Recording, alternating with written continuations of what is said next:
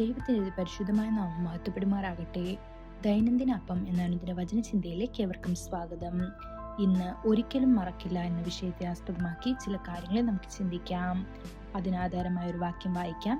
യെശയ്യാവ് 44 21 വാക്യം. യാക്കോബേ, ഇത് ഓർത്തുകൊള്ളുക, ഇസ്രായേലെ, നീ എൻ്റെ ദാസനല്ലോ.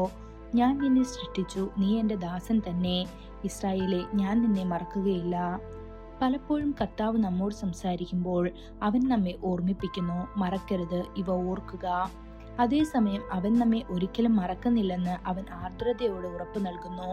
വലിയ സ്നേഹത്തോടെ അവൻ പ്രഖ്യാപിക്കുന്നു, ഞാൻ നിന്നെ മറക്കുകയില്ല എന്ന്. കർത്താവ് പറയുന്നു, ഞാൻ നിന്നെ സൃഷ്ടിച്ചു രൂപപ്പെടുത്തി, ഞാൻ നിന്നെ അന്വേഷിച്ചു, കുരിശു ചുമന്ന എൻ്റെ ചുമലിൽ ഞാൻ നിന്നെ വഹിച്ചു, എൻ്റെ സ്വന്തം രക്തത്താൽ ഞാൻ നിന്നെ വീണ്ടെടുത്തു. നീ എൻ്റെ മകനാണ്, നീ എൻ്റെ ദാസനാണ്, ഞാൻ നിന്നെ ഒരിക്കലും മറക്കില്ല.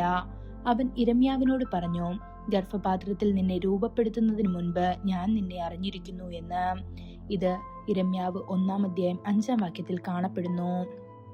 ഒരു കുഞ്ഞ് ജനിക്കുമ്പോൾ ജനനത്തിന് ശേഷമേ നാം ആ കുഞ്ഞിന് ഒരു പേര് നൽകുന്നു.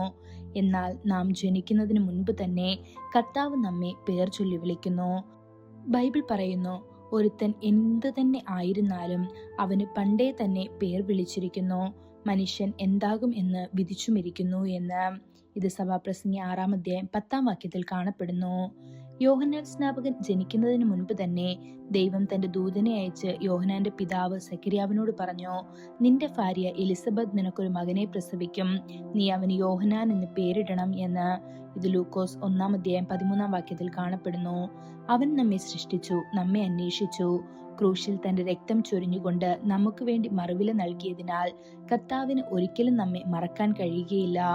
എന്നിരുന്നാലും പലപ്പോഴും നമ്മൾ പിറുപിറുക്കുകയും പരാതിപ്പെടുകയും ചെയ്യുന്നു. സിയോൻ ഒരിക്കൽ പറഞ്ഞതുപോലെ, കർത്താവ് എന്നെ ഉപേക്ഷിച്ചു, എൻ്റെ കർത്താവ് എന്നെ മറന്നു എന്ന് നമ്മൾ പറയുന്നു. എന്നാൽ കർത്താവ് മറുപടി നൽകുന്നു, ഒരു സ്ത്രീ തന്റെ മുലയൂട്ടുന്ന കുഞ്ഞിനെ മറക്കുമോ? അവൾ പ്രസവിച്ച മകനോട് കരുണ കാണിക്കാതിരിക്കുമോ? തീർച്ചയായും അവർ മറന്നേക്കാം, എങ്കിലും ഞാൻ നിന്നെ മറക്കില്ല. നോക്കൂ, ഞാൻ നിന്നെ എൻ്റെ ഉള്ളം കൈയിൽ വരഞ്ഞിരിക്കുന്നു, നിന്റെ മതിലുകൾ എല്ലായ്പ്പോഴും എൻ്റെ മുൻപിലിരിക്കുന്നു എന്ന്.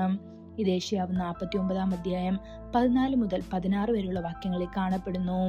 അതിനാൽ ക്ഷീണിക്കുകയോ നിരുത്സാഹപ്പെടുകയോ ചെയ്യരുത്, കർത്താവ് നിന്നെ ഒരിക്കലും മറക്കുകയില്ല. വീണ്ടും കർത്താവ് ചോദിക്കുന്നു, ഒരു കന്യക തന്റെ ആഭരണങ്ങളും ഒരു മണവാട്ടി തന്റെ വസ്ത്രവും മറക്കുമോ എന്ന്. യിരെമ്യാവ് 2 വാക്യത്തിൽ ഇത് കാണുന്നു. അവൾ മറന്നുപോയാലും കർത്താവ് പറയുന്നു, എൻ്റെ ജനം എണ്ണമില്ലാത്ത നാളുകളായി എന്നെ മറന്നിരിക്കുന്നു എന്ന്. പ്രിയ ദൈവമക്കളെ, നീ കർത്താവിനെ മറന്നോ? അവന്റെ കാൽക്കൽ സന്തോഷത്തോടെ കാത്തിരിക്കാൻ നീ മറന്നോ?